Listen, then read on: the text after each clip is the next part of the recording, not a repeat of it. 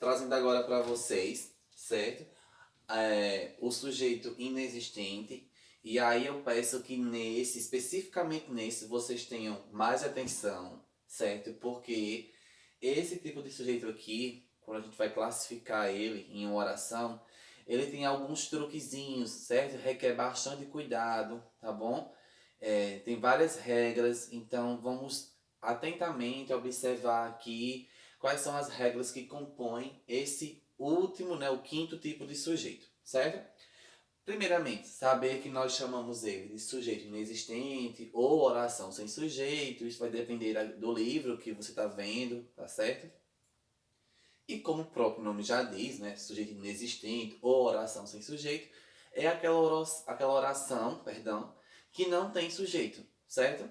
O sujeito não existe, por isso que ele é inexistente, tá bom? Então, ele é inexistente quando o predicado, aquela declaração, aquela afirmação feita sobre o sujeito, ela não faz referência a nenhum tipo de sujeito. Ou seja, o predicado que compõe essa oração não está se referindo a um sujeito. E aí vai entrar algumas regras. Então, a primeira, eu diria assim que é a base, né, o pontapé inicial, é quando o verbo indicar ações da natureza, os famosos fenômenos da natureza.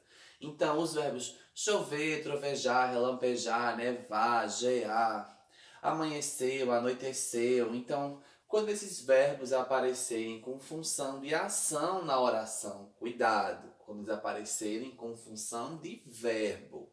Porque numa frase, se aparecer a chuva é maravilhosa, então aí a chuva ganhou função de substantivo, é aquilo que eu falei na aula anterior, certo? Que o sujeito, ele pode ser composto ali, representado por um pronome, um numeral, um substantivo ou qualquer outra palavra substantivada. Então veja que aqui eu peguei o verbo chover, né, a palavra chuva, e a coloquei como um substantivo, né? A chuva é maravilhosa. Então, é quando essa palavra expressar um verbo, certo? Então, quando ela indicar um fenômeno da natureza, né, uma ação, ela será uma oração sem sujeito. Perceba por que isso acontece. Olha a frase. Choveu muito ontem. Então, aqui está o verbo choveu do infinitivo chover. E se eu for fazer aquela pergunta que a gente sempre faz, gosta de fazer para o verbo, quem choveu muito ontem? Ou o que choveu muito ontem? Aí você vai ver que a pergunta, a resposta é praticamente a pergunta, a chuva. Então, perceba que os verbos que indicam a ação da natureza, eles não podem ser conjugados. Porque eu não falo, eu chovo, tu chove, ele chove, nós chovemos. Nós não fazemos a ação de chover. A ação de chover, de relampejar, de trovejar, de gear, de nevar, ela acontece por si só. São o que a gente chama, né, na língua portuguesa, de verbos impessoais, certo? Quando não se referem a ninguém, a nenhuma pessoa, certo?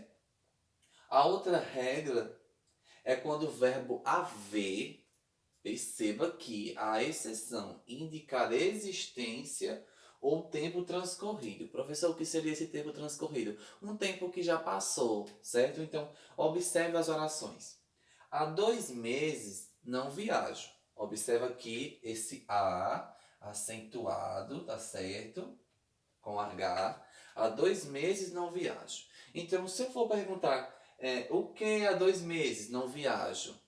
Quem há 2 meses não viaja? Não encontra-se um sujeito que pratica essa ação. Esse a aqui, ele dá a ideia de tempo. 2 meses se passaram. Então, é um acontecimento que se passou, é um tempo transcorrido. Certo? E aqui nesse outro exemplo, ele está dando ideia de existência. Então, você só vai conseguir identificar se você ler a oração e compreender. Nessa primeira, é uma ideia de tempo que passou. Nessa segunda oração aqui, é uma ideia de existência e eu vou explicar para você por quê.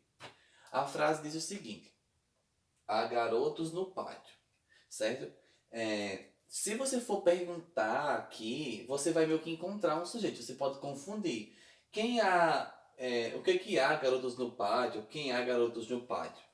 Não é? Tem aluno que vai lá e coloca garotos é o sujeito. Não. Perceba que a regra no sujeito inexistente, deixa claro que o verbo haver, quando indica existência, o tempo que passou, o tempo transcorrido, a oração fica sem sujeito, certo? Porque eu posso trocar esse A, esse HA acentuado, por o verbo existir. Existem garotos no pátio, certo? Então, quando esse verbo aqui der ideia de existência, ou o tempo que já passou, as orações serão orações sem sujeito, certo? E aqui eu já deixo uma dica de concordância verbal. Não existe, não é correto você falar haviam garotos no pátio.